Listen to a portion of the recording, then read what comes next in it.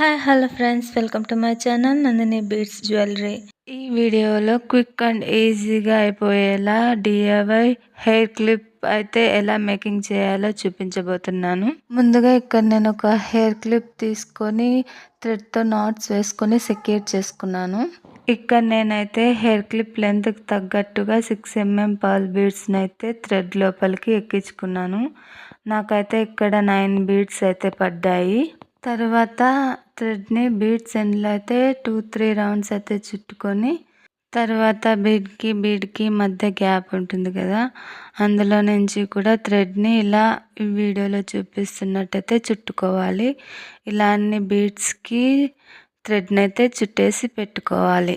ఇలా చుట్టుకున్న తర్వాత థ్రెడ్ని 2-3 నాట్స్ వేసి సెక్యూర్ చేసుకొని మిగిలిన ఎక్స్ట్రా థ్రెడ్ని కట్ చేసుకోండి. డిఐవై పర్ల్ హెయిర్ పిన్ అయితే రెడీ.